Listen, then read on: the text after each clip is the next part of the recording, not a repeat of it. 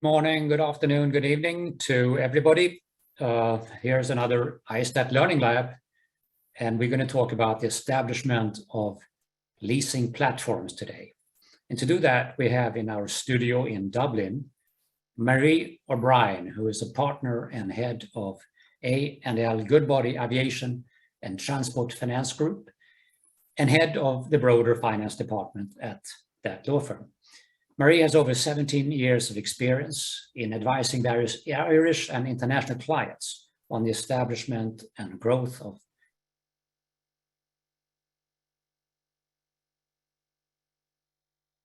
and helicopters.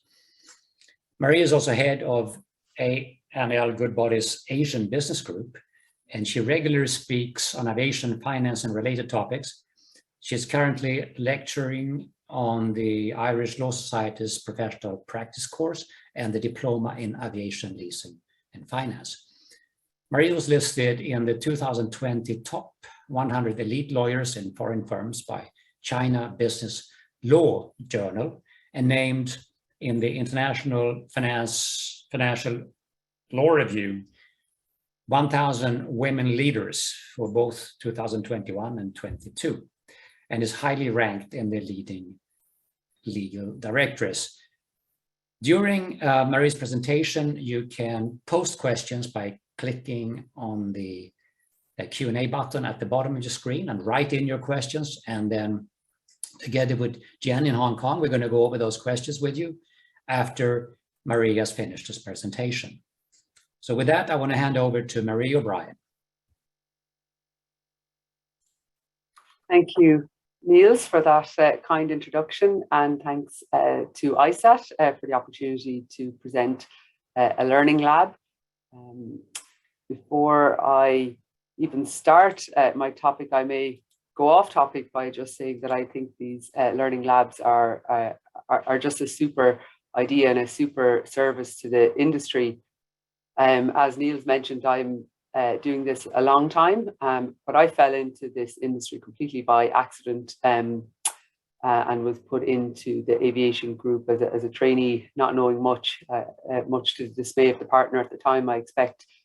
But I loved it straight away, and I've stuck at it ever since and really enjoyed it. But I do think that we can't leave the talent pipeline to chance. So I think having initiatives like this learning lab, I think, is so important to create more accessibility and exposure for the industry, and hopefully have more people catch the bug that is aviation.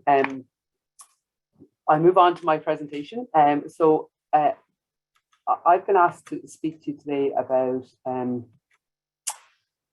establishing an aircraft leasing platform, and I think we all have a little bit too much experience and evidence around how resilient the aircraft leasing industry is, having come through health scares, technical issues, economic downturns. We've come through strong, and we're now in a position of looking to a future where we may have a 60%, a sustained 60% leased aircraft market share. And I think it comes down that people want to fly, and as long as we keep safety as the key non-negotiable and have smart industry leaders, investors will continue to believe in this industry, and airlines will need the industry. This graphic here is just giving what many of you know, but just some of the rationale in terms of the service that leasing platforms perform for this industry. Allowing airlines access to aircraft, fleet management, managing their capital outflows. And I think what we've discovered is that airlines really need the industry in the good times, but it becomes absolutely vital in the crisis times. And we're in a position where I think that position is now certainly undisputed, and we may see the global fleet continue to grow, and the leased fleet obviously also.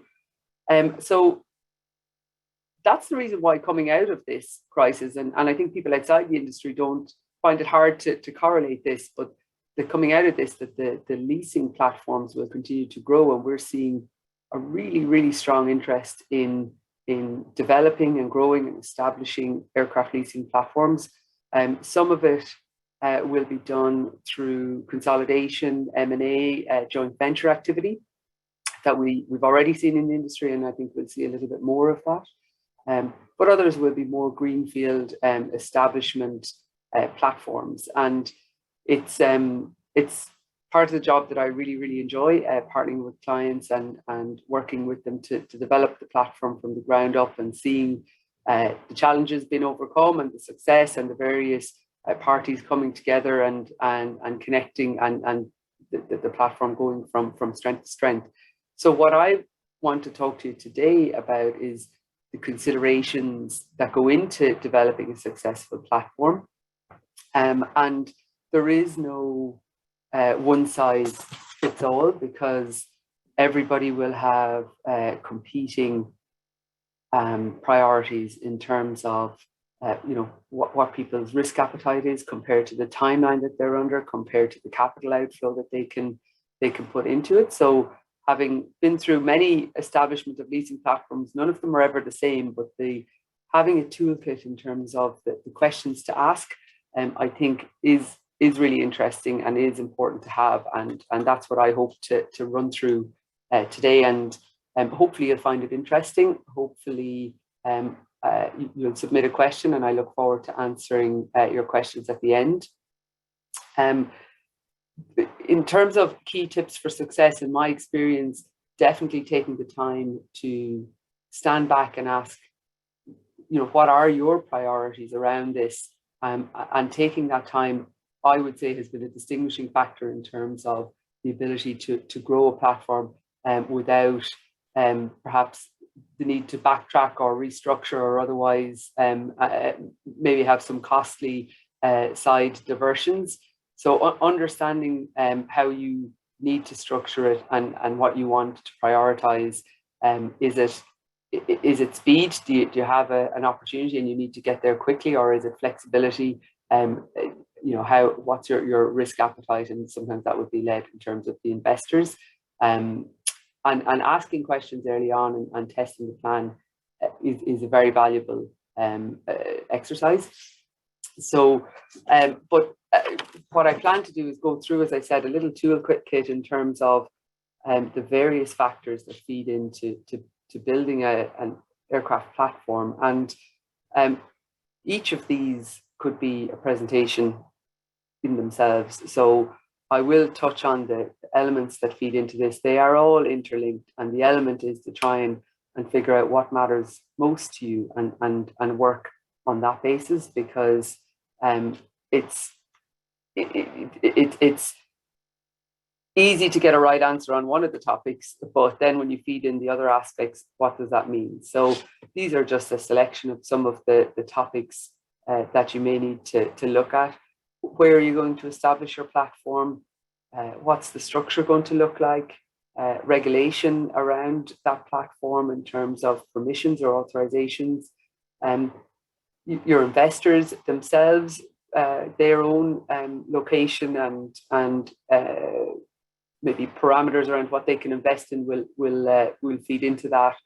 And when you get all that right, you need to look at in terms of your maybe external debt requirements and funding and go into your taxation. So we'll dig into all of those in a little bit more depth, and I'll try and give you a sense of at least knowing what are the right questions and how one thing can feed off another. Because in my experience, sometimes your people can get very happy that they've solved 3 out of the 5 problems, but in fact, once we get to the 4th factor, that actually everything else needs to be looked at again. So that's something to bear in mind. In terms of jurisdiction, there's obviously a number of different hubs globally that have developed for aircraft finance and leasing. We have Ireland, Singapore, Luxembourg, China. We have others who are seeking to develop as hubs, including India. I've promised to keep my obvious bias hidden and speak objectively about this.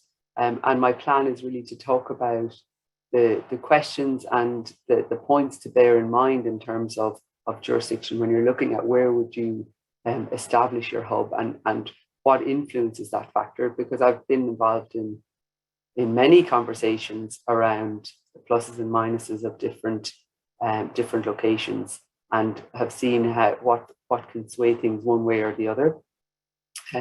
Most of those jurisdictions obviously will have hallmarks in terms of beneficial governmental and tax regimes in order to attract this type of industry to that area, and clearly they set themselves up as excelling in terms of what they can offer on that. But I do think you need to go a little bit deeper to ask the questions as to what will work for what the stakeholders want to achieve, but also, as we'll go into a little bit later, the impact in terms of what lenders may look at, the impact around taxation, etc. And obviously the customer base is going to be a key factor around this. So one of the areas that people will look at is around political stability, making sure that the area is stable and they have a reputation for stability and transparency. I think that's very important. I think when you're looking at jurisdiction, not getting too focused on short-term benefits and looking at long-term benefits, because obviously you're going to build out a really long-term successful platform, and you want it to be successful there. Even if you're planning to flip it after a number of years, you want to have a structure there that works. So I think looking long-term when you're looking at jurisdiction is very important, because structure and other elements that go into building a platform, that can evolve and change over time, but actually the location is something that I think is very important, bearing in mind that this is a very cross-border industry clearly, and most people will need to have a multi-jurisdictional strategy in terms of whether LILOs are required, where their investor holdcos may be based, whether they have supplemental leasing platforms, but ultimately when they're trying to decide where their main platform will be, things like time zone is not an insignificant consideration. The ability to maximize the working business day for a platform has been something that has been a real focus on these discussions when I've been involved on them. The other areas of interest will be clearly taxation, and we'll go into that in a little bit more, but government support, and whether the government is very supportive of this industry, what the track record around that support is the support automatic, or is it something that requires application and extension of government support, or is it something that applies automatically? I think in terms of track record, what people have really looked for a jurisdiction has been, I suppose, the experience that's there, not only in supporting the platform growing up, but definitely ancillary services around professional advisors and others being able to support you around the structure and as it changes and grows, because ultimately for many of these structures you will start off small and grow, and often that growth can be quite exponential and fast, and you need someone to be able to keep up with you. You'll see a theme of for me in terms of priority, but I think when you're choosing jurisdiction, I think talent has to be a key factor here to be looked at, and availability of talent is something that's really important. More and more, and we'll touch again on this in the taxation element and section, but more and more there's a focus on alignment of substance, and that is meaning that you end up having your senior talent with your main platform, if possible, and that means that you need to be able to attract the correct talent in order to grow out the correct team that you need. And for me, the corollary of that is that you need to have somewhere that the talent want to stay, and you need something that's attractive both for young talent, but also maybe for the team with families, and that brings in long-term considerations, because otherwise, if it's a more of a short-term transitory view, your talent becomes transitory, and that could be very costly, I think, in terms of the business. So they're the type of factors that people look at when you're looking at this, and I think it is worthwhile bearing in mind. We'll come on a little bit later in terms of the legal and business environment to dig into that a little bit more in depth, because obviously that, from a jurisdictional perspective, makes a massive difference in terms of how easy it is to set up and whether you need government approvals or otherwise in order to establish, or it's very costly to establish. So this is, I suppose, one of the areas that we get most involved, but what you're looking at is how quickly, how easy and how efficiently can you set up a company.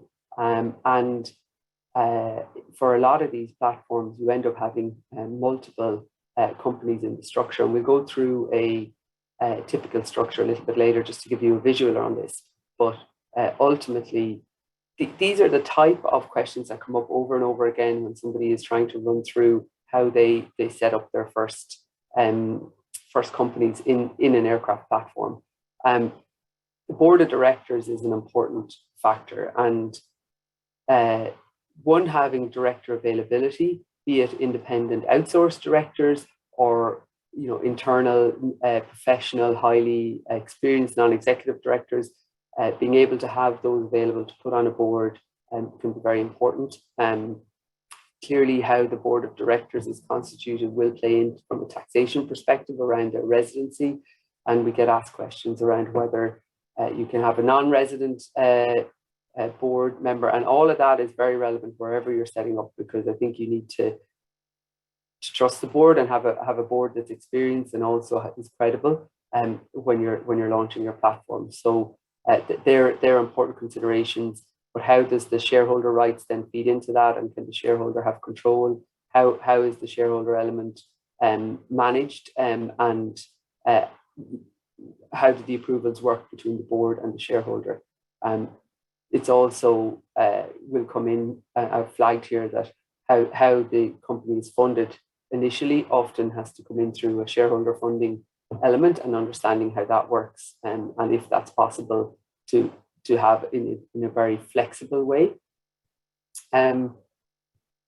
Where you set up in the corporate environment is not only key for the investors and for the board, but also for creditors, and they will need to be very comfortable that it's a creditor-friendly regime in terms of enforcement of security, in terms of insolvency risk, etc. So that is going to be key, because ultimately, once you start entering into your transactions and growing, you're likely to have to give legal opinions to make lenders comfortable around what the position is upon enforcement or otherwise for the borrower entity in that structure.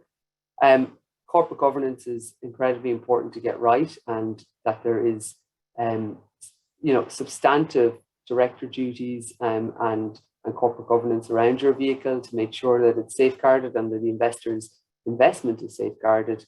The options around what activities the company can do within a regulated space or outside of a regulated space, understanding what notifications are required, because the last thing you want to do is go headfirst into a structure and realize you need to have an approval before you can provide trustee services, for example, or otherwise. So stopping and planning that, or understanding, for example, if you are going through an M&A type of structure or joint venture, whether there's competition law or other antitrust approvals that are required.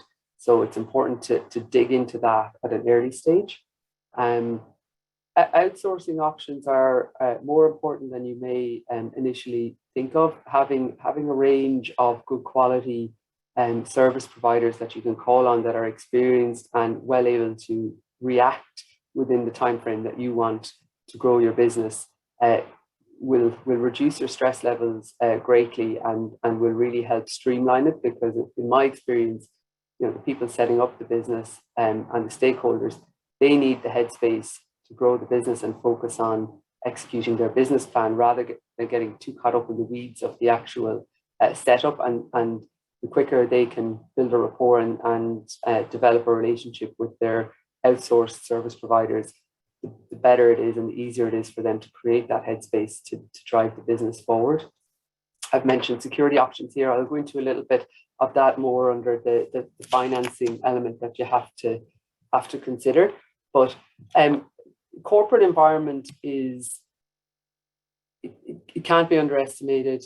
The fact that when you're wanting to grow your business, if you're getting caught up in red tape and difficulties and approvals and authorizations, that will quickly mean that you won't be able to deliver on your LOIs or deliver on what you need in order to grow the business. So it's very important to do the due diligence around that and understand how that will happen. And you know, it's not necessarily just grown by or determined by the jurisdiction that you're based in. It's also determined potentially by if there's different types of corporate vehicle that you can establish, making sure that you're picking the correct corporate vehicle. That, you know, if you're planning on listing debt, that you have a vehicle that is authorized to do that. If you're planning on providing trustee or other services, that you have a vehicle that can do that, and that you don't have to go back and take any steps back around that. So I think for me, being as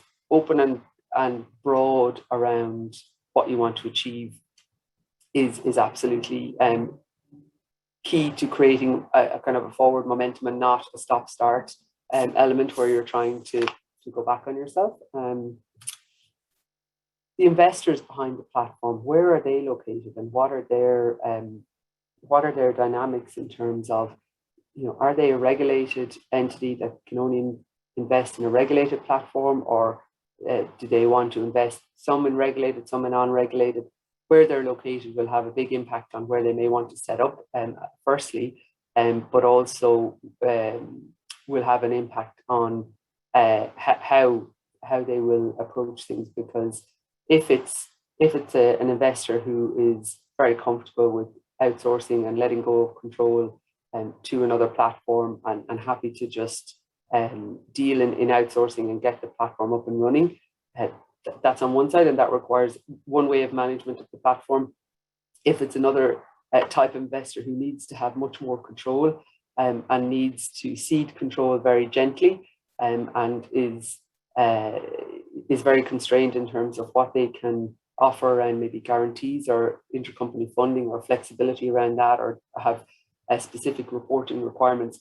All of that is very important, because that will feed into how the platform should look ultimately, and how the constitutional documents and the board governance will be run, and the board meetings will be run. And, you know, oftentimes you may see investors who want to be involved, I think, on a day-to-day basis, but ultimately practical realities take over. So, for example, if you end up building into that platform that the investor director or shareholder director needs to be part of every board meeting, but ultimately from a practical perspective that becomes very difficult, then you end up just creating a blockage or a logjam. So trying to explore what actually is required and what people are comfortable around in terms of control, I think is always very, very helpful. And sometimes there isn't flexibility around it, but at least to understand that then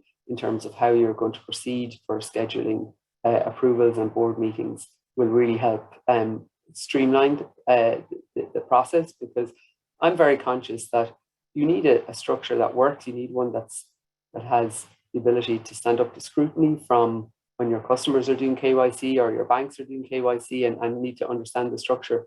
But ultimately, the investors and the stakeholders involved, they need to focus on growing the business and not get caught up in the weeds of how everything is put together. So it needs to work seamlessly, and it needs to work in a way that facilitates the business, certainly in my view.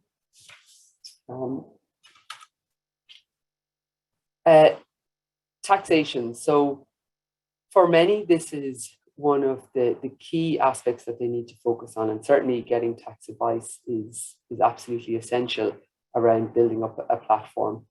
But it's interesting to say that, you know, the flexibility in terms of what structures will work from a tax perspective and from a legal perspective is there. So, you know, I think if you're talking to tax advisors, they would probably say to you, and I'm not a tax advisor, they would say to you, tell us what you want to achieve and we'll tell you what the tax the best tax structure is to achieve that efficiently, rather than the tax structure being a straitjacket around what the platform can do. Clearly, people will look at the corporate tax rate that's applicable for the company involved.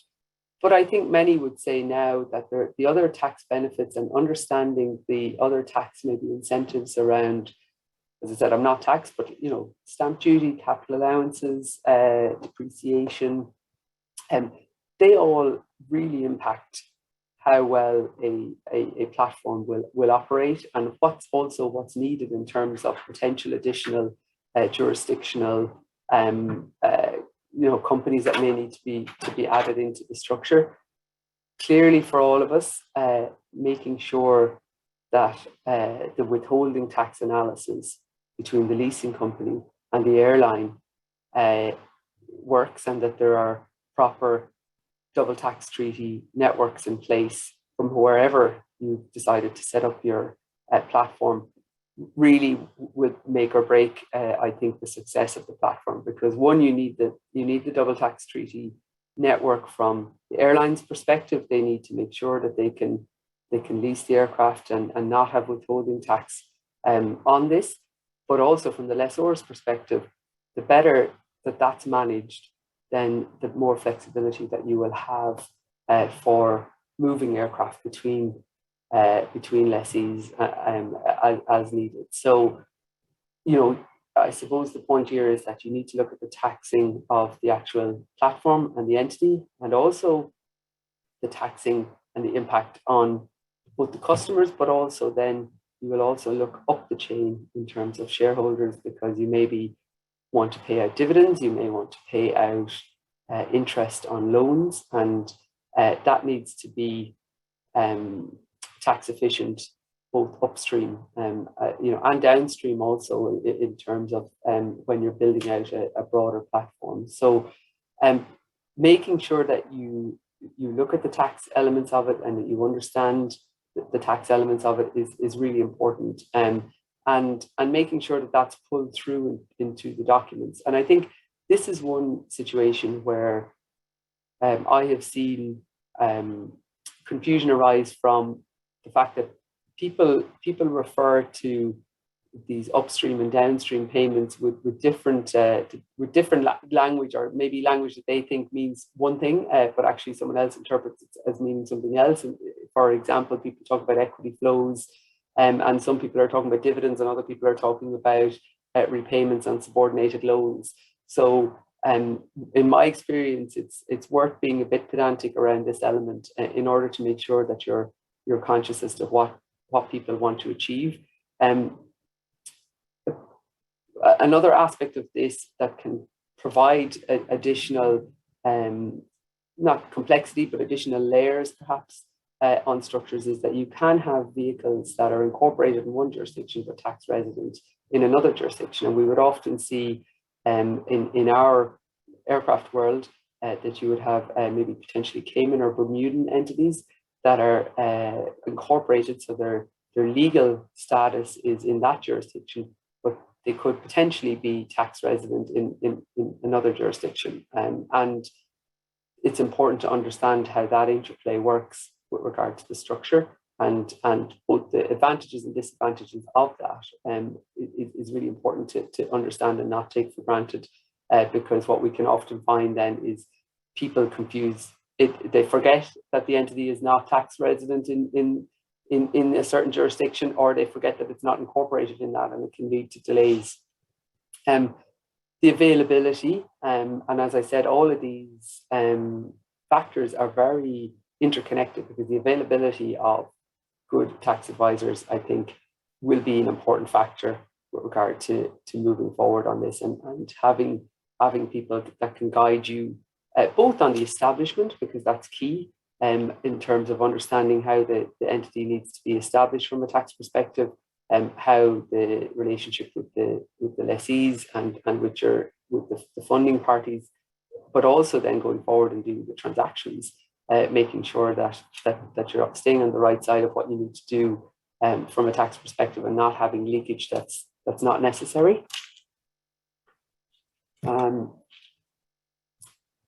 Regulation. So, although flying and the airline industry is very highly regulated, as it should be, in order to ensure that we have safety and as our top priority. The leasing industry is generally, and this is a bit of a generalization, but it's generally not highly regulated, and not in a number of jurisdictions in any event. I'm not an expert in various jurisdictions, but what you will find is over recent years, certain aspects and certain activities that leasing companies can engage in may step over or seep into some regulated elements that people need to be very conscious of and being aware of. And there's an element of managing risks through how the documents are drafted, which is very important, but also being very clear with regard to who's providing what service and making sure that that entity has the correct approvals. So, for example, you'll be glad this conversation is not all about GDPR, but I think everyone has heard about GDPR and data protection. And that's something that lessors now need to be very conscious of, because they do have data coming from their airlines and otherwise. And that has become a much more highly regulated area, which is starting to see people being fined.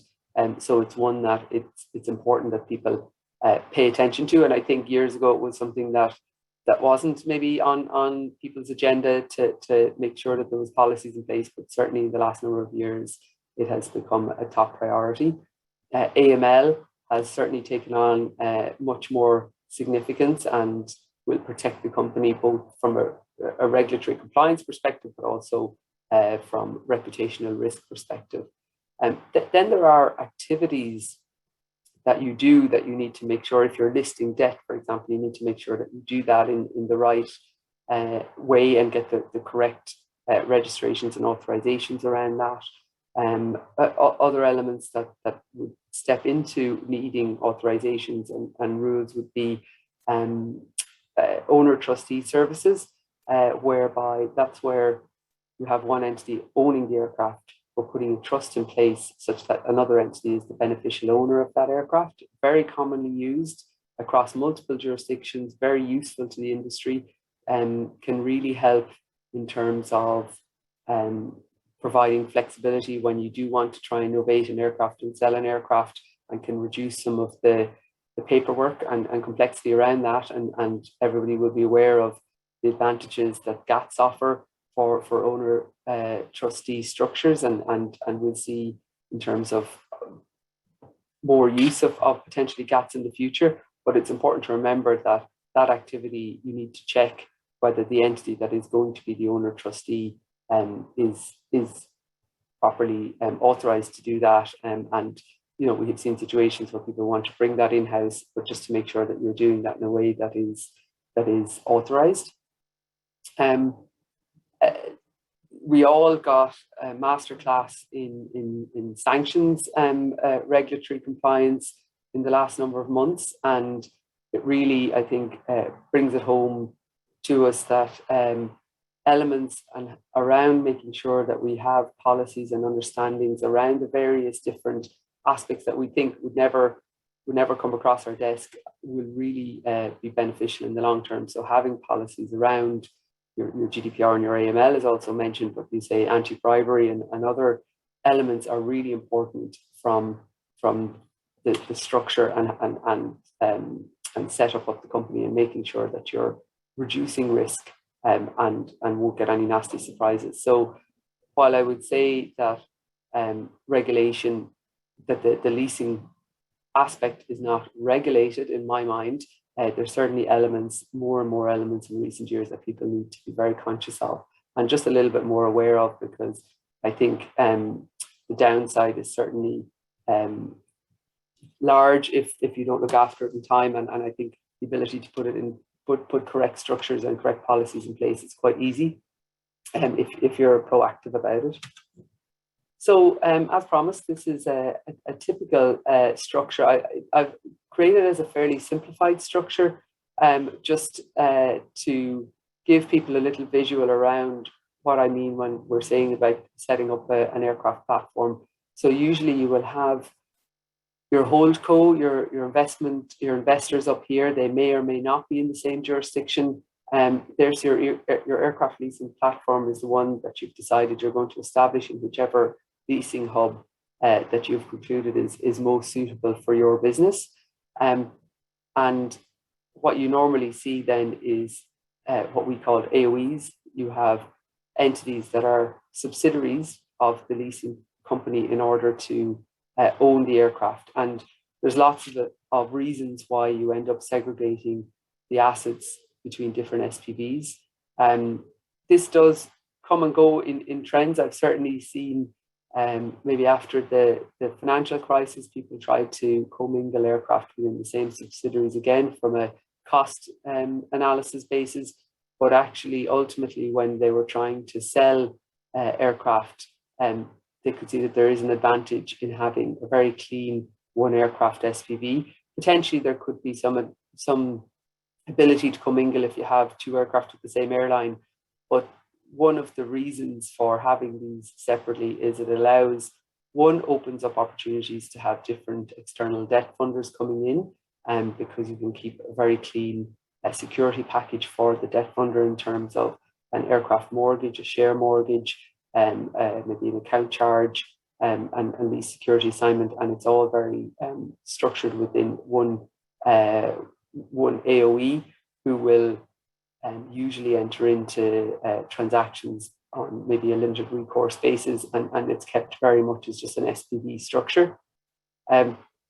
What you may also see, and is driven, certainly would be very popular with EDC financing, would be where there's a requirement to put orphan structures into your aircraft platform. The idea behind having an orphan structure is to create some bankruptcy remoteness, so that the lenders get comfort that if the main leasing company went into insolvency or bankruptcy for whatever reason, that their orphan borrower, their orphan entity that they have lent into, would be segregated from that. And there's a number of protections that go into the documents to try and create that segregation. And the idea behind that is that their assets that they have security over will not get pulled into the bankruptcy estate of the leasing platform. We see often with financings at the moment that lenders are very happy to lend into subsidiaries. Some will certainly still require orphan structures. Orphan structures can put more cost on the platform, because you do have to make sure that the structure is separate from the main leasing platform. But the orphan structure, just for those who may not be familiar, I'm conscious of not just referring to terms and not explaining them, means that you have an entity that has a shareholder, but that shareholder enters into a declaration of trust in favor of a charity, such that there's no real beneficial owner of the platform. Now, clearly, if you have an entity that is beneficially owned by a charity that owns some very valuable aircraft, you want to make very sure that the structure in terms of the contracts and how that is structured works, such that you can get the value of the aircraft and the aircraft out of that platform in due course. And ultimately, there will be a residual benefit to the charity, but the intention is not to be donating large aircraft to the charity. The purpose behind it is structural, in order to help the financing analysis. But so you'll see here that you have the leasing company set up, but what we don't have in this structure is sometimes you will see LILOs, so lease in, lease out entities, whereby it may need to go from the aircraft owning subsidiary to a leasing entity and then on to the airline, depending on the tax analysis and the withholding tax analysis. You will often see the aircraft leasing company create a separate service co. They can also create a separate finance company, which would provide what we would call the subordinated funding, because you will only get a certain percentage of your external debt funding, but then you will have subordinated funding coming from the investors or shareholders into the entity, and sometimes that is done through a separate finance company. The servicing company is an entity that will usually enter into a servicing arrangement with the platform and the aircraft owning entities, because those entities will have no SPVs, they'll have no ability to actually manage those leases themselves, and they instead contract with the servicing company to operate the platform in terms of management of the leases and the airlines. And it will need employees, whereas those SPVs will not need any employees, and they will just have a board of directors. And ultimately, the aircraft leasing company will be feeding in terms of management around that through the servicing company or otherwise. Sometimes there's also a management agreement. So the idea behind that, I'm just conscious of timing, the idea behind that is to give you just a sense of how it actually plays out once you've made the decisions around what we've just discussed. I will go on to talk about external financing, but actually while I have the structure up here, your external debt will come in it can come in at different levels. It may come in at the aircraft owning subsidiary or at the main aircraft leasing entity. And then you will have a number of parts of security that will need to go back out to that debt funder, to that lender. There would usually, and this is another reason why you want to create the separation between the leasing company and the main platform, is because you want to be able to give aircraft share mortgages over the shares in that entity. And the idea behind that is that the lender can take security over the shares and can take the shares if necessary. And that is beneficial for them because, you know, in some jurisdictions, that entity may be the entity that's registered with the aviation authority, and it helps them to just take that entity rather than take the actual aircraft out itself, and they can keep the lease structure in place. So you will have a security package here that will all feed back up to the lender. Also relevant in terms of this structure, and very relevant in terms of lenders analysis, which, as I said, lots of things feed back into each other, but the lender will have a determining factor around whether the borrowers and the platform are based in a Cape Town Convention contracting state, which will be important to them in terms of making sure that their security, that they have sufficient protections around repossession and what happens in the case of a default and deregistration. So they will want to make sure that whatever way this structure works, that it gives them maximum protection under the Cape Town Convention. So asset acquisition and funding, this comes in, there's quite a variety of ways and sources of capital into the industry. You will see often a structure putting in a warehouse financing whereby you can build up your debt financing for a number of assets that you bring into the platform, and then potentially you would see that being flipped out into an ABS capital markets transaction. We have seen, you know, new non-bank lenders getting involved in this area. I think we have seen great confidence despite the issues that have gone on and been confronting the industry over the last number of years, that actually lenders have remained quite confident around the industry, and the flow of capital in there in terms of availability of debt is there. Clearly, it's available in a different range depending on the security of the platform that's setting up. But it is there, and there's a real mix of it. Clearly, you have export credit agency funding as well, but they really step in when the other funding is not available in many ways. And actually, we've seen that there is, you know, warehouse and traditional lenders available in addition to new entrants and new alternative lenders coming in. And last year we would have seen a lot of capital markets activity, and we'll see where that goes this year. But all of that and how the debt is funded, as I have been trying to just mention, will really play into your structures as well. And what I would say to anyone setting up a platform is to bear in mind, maybe you're not sure exactly how your funding or where your funding is going to come from. You might be talking to various different lenders, and the best advice in that scenario is to try and create flexibility so that you have the best bargaining position with the lenders in terms of what you can offer them around security or otherwise. As you get more established, then maybe, you know, you have a stronger bargaining arm and can work around making sure that it's something that's very cost efficient for your business, and you might be able to consolidate some of your assets or otherwise, or pool them with certain lenders, and that may be very efficient for you. So I guess that was a very much a whistle-stop tour. I hope that gave you some of the key considerations that come into place when you're setting up a platform. I think this industry will have to continue to innovate and evolve, and we'll see what other issues will play a part in the future. Like one, obviously, that would come to mind is lessors are really going to be confronted with managing sustainability and how that will feed into their platform in the future, and that will really impact how things go in the future. But there will be other innovations and other requirements for lessors in the future. But there's certainly some of the key factors that when we're advising clients on how to set up a platform that we need to run through and guide them around. And I hope that was useful. And Niels, if there's any questions, I'm very happy to take them. We have a few questions. Jen, would you bring up the questions? Yes.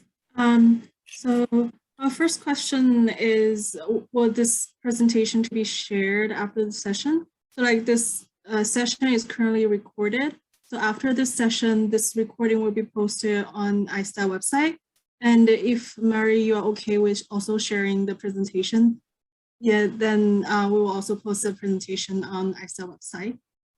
And our next question is, Mary, what do you think are the key requirements to maintain Ireland as a leasing hub?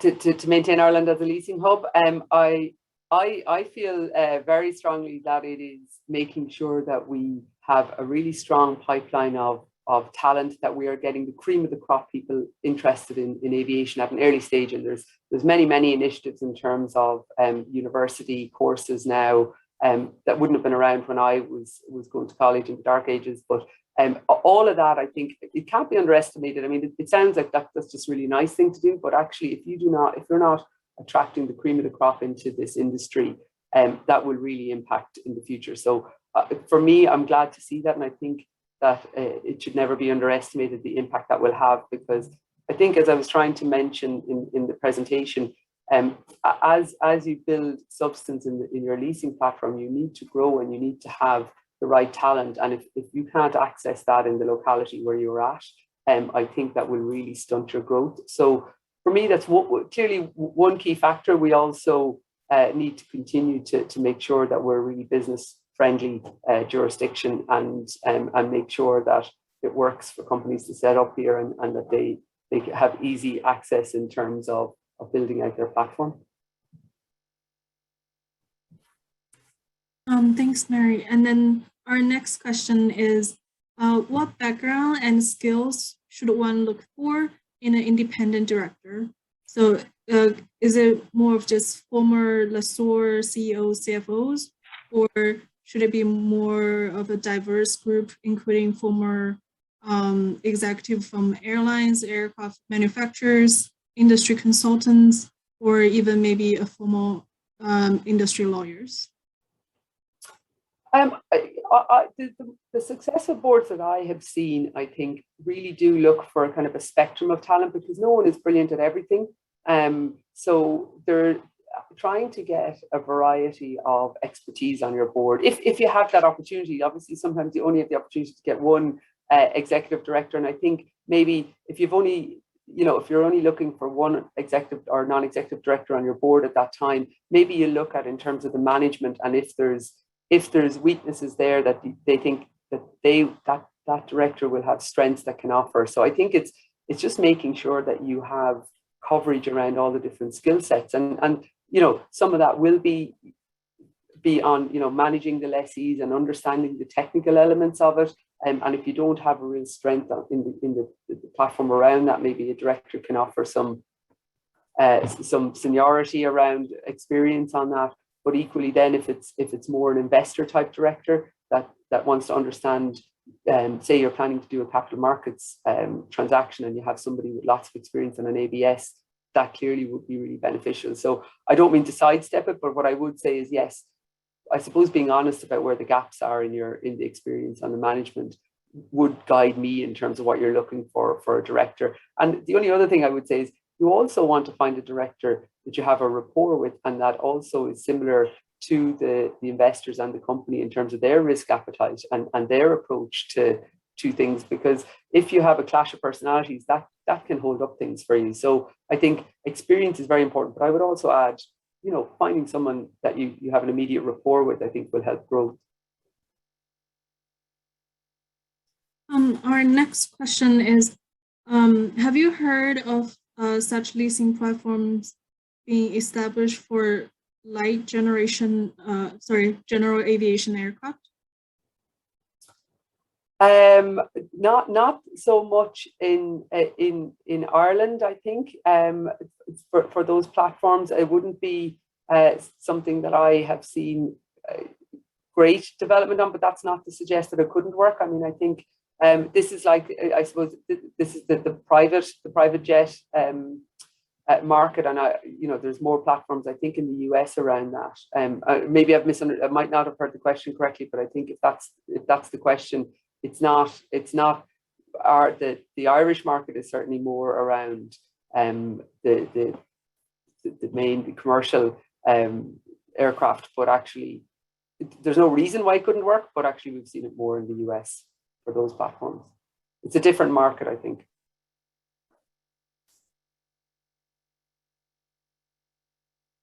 And our final question currently on the list is, what are the positives and negatives of basing in the US versus Dublin versus Singapore? I missed the middle one, Jan. Basing in the US versus Singapore, or was there another one? And the Dublin. On Dublin. Or others. Like, I think you need to look at what you want to achieve. You know, if you're willing to invest in a platform that's outside of the, so if you were in the US and you're looking to see where you would set up a platform, you need to see where you'll invest that time and how that works. And another jurisdiction may offer those the benefits that you need. So it's hard to give a definitive answer on that, and it's not because I don't want to answer it, because you can answer it when you come down to the specifics of the particular business that is trying to set up, and it's very easy, almost by a process of elimination, saying, look, well, clearly that's not going to work for you, or that will work, or this is way more valuable to you. So for me, I think it's about understanding your business and what works, because there will be certain platforms that will thrive in different areas, and others that it makes perfect sense to go to a certain jurisdiction, and you just wouldn't understand why they might go somewhere else. But there'll be lots of determining factors, and some of it will be driven by your shareholders and investors that will determine that you need to be in a certain jurisdiction. So I hope I kind of covered some of the factors that you bear in mind, and that was my idea. But equally, it does come down to an analysis of your business. And I suppose what I hoped that people will get from this is not to get determinative of, oh, we go here because you can set up a company easy, or you go here because the tax is good. Like, you have to look very comprehensively around that, and that's when you'll really have comfort that you've gone to the right place. And also, I think by having that analysis, you'll end up being very thoughtful around your structure, both in terms of how you approach it, because some people can approach it where they outsource everything initially, and then some people want to have established the in-house talent and employees straight away. Potentially they might move a platform from another leasing company. So all of that really feeds into things as well. So people take different approaches. Some people, may be under really serious time pressure because they've identified a portfolio that they need to action, and therefore it's almost, what's the quickest we can do, rather than what's the most flexible structure we can do right now. So I think it's just understanding maybe where you're willing to make compromises, or what you want to prioritize.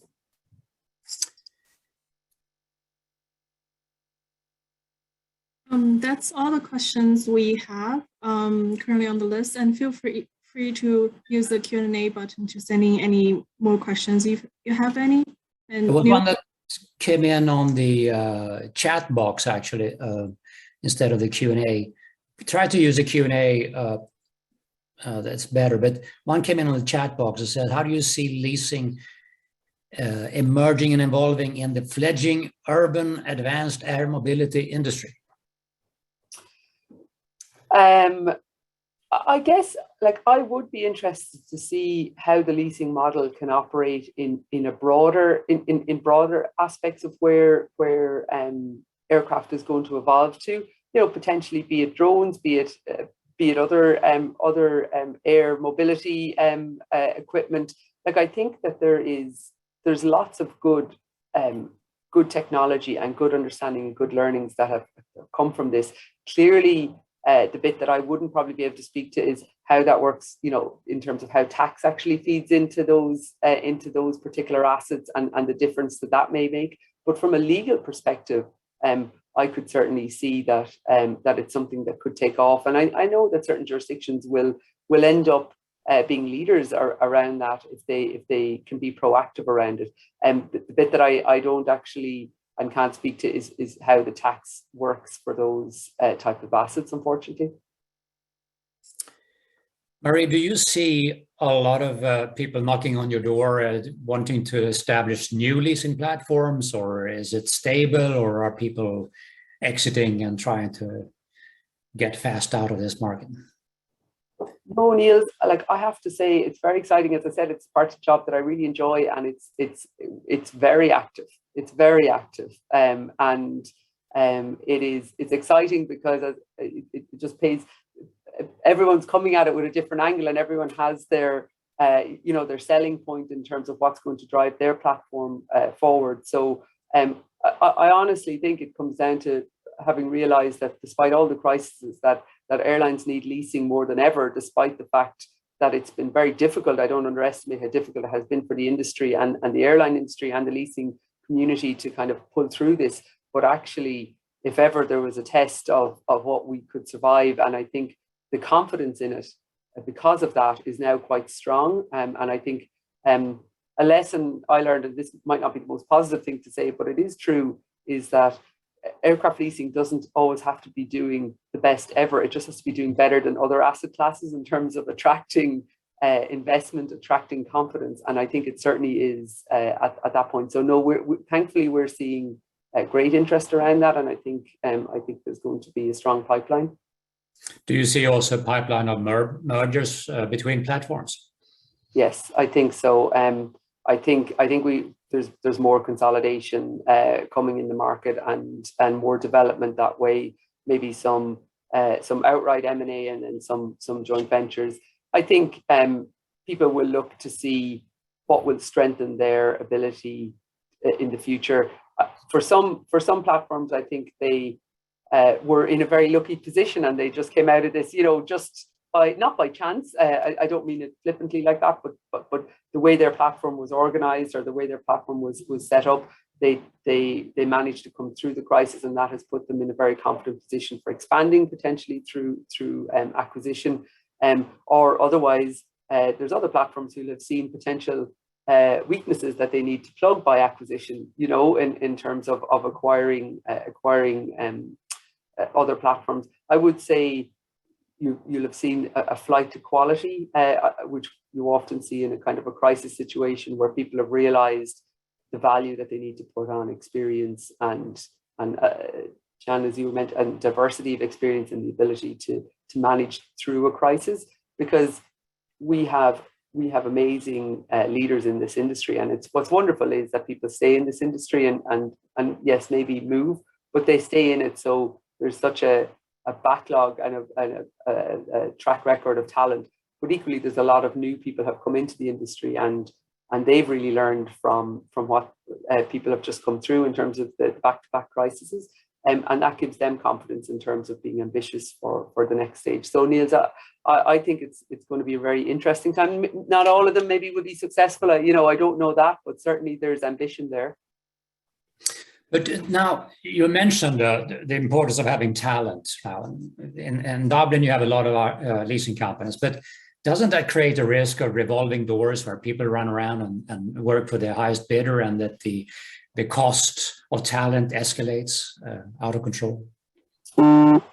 I suppose, look, I suppose there is a risk. In my mind, I think the counterpoint to that is making sure that you have a continued pipeline and flow of strong talent coming in, so that you're growing it. I do think we're at, you know, although it's a very established industry, in some ways we are at a stage whereby previously people didn't move. I think that's across industries, and now I don't think it's specific to aircraft, where people now look in terms of a much shorter timeline around staying in a certain job and then seeing what the next opportunity is or what that offers.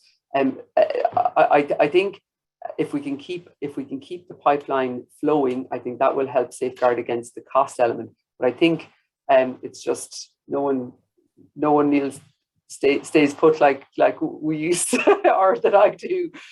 So you know, I don't, you know, I think obviously all the players will do their best in terms of creating a good work environment, and it'll be interesting to see how agile working and otherwise will feed into that, and whether that will help or hurt.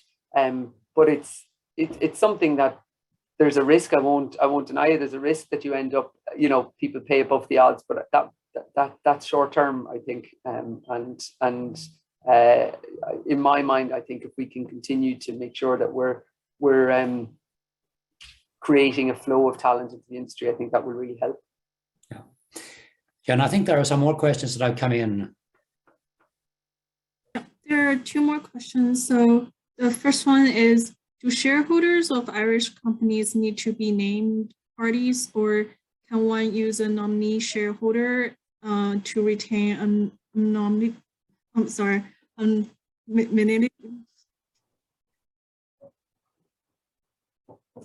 So do shareholders need to be named? Sorry, Jan, I think you broke up a little bit on me. Do they need to be named on, or can do they need to be named parties, or can one use a nominee shareholder? You absolutely can have what we call owner trust situations. So trusts, as I was mentioning, are very commonly used, and they're actually used in a number of different ways. Both you have the kind of trusts used to create orphan structures, whereby you remove a beneficial owner and take something out of a structure, or you have trusts whereby you're removing the ownership of the aircraft, so that you're splitting that ownership, and that may help for novations. But you absolutely can. It's just not as commonly done. You can have a nominee shareholder and have a beneficial owner as the beneficiary under that trust.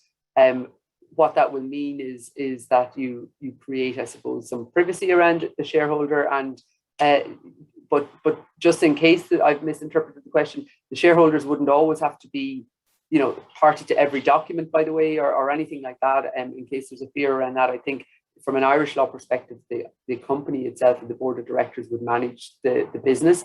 The shareholders really needs to be involved around kind of share issues and certain key points that the shareholder needs to be involved, say, for example, for annual returns and AGMs, but wouldn't have to be involved all the time around the operation of the company. But if you did want to create some distance, and it is done sometimes, but it wouldn't be the most frequent structure, you can have a nominee shareholder that holds the shares on trust for beneficial owner, and that creates a little bit of a distance between the shareholder. So hopefully that answers that question. I hope I haven't misinterpreted.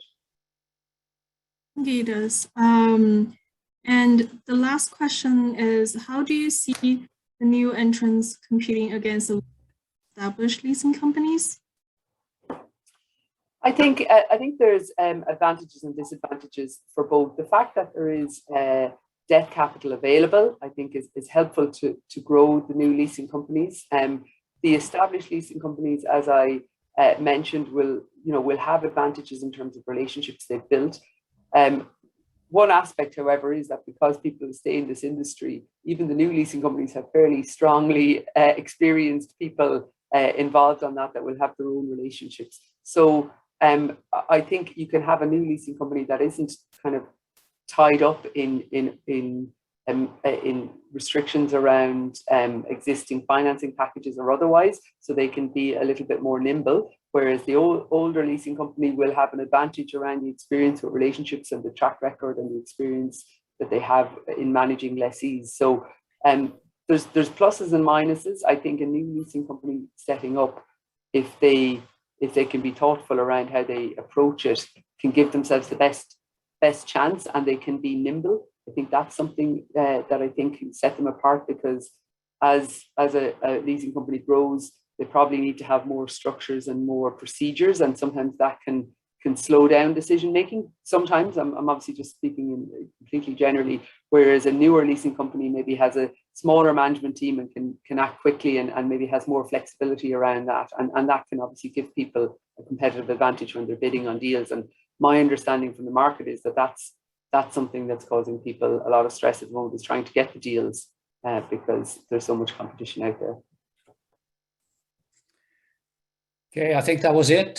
So we have to thank Marie O'Brien from A&L Goodbody so much for that interesting presentation. You can then see it on ISTAT's website, istat.org, as of tonight or tomorrow.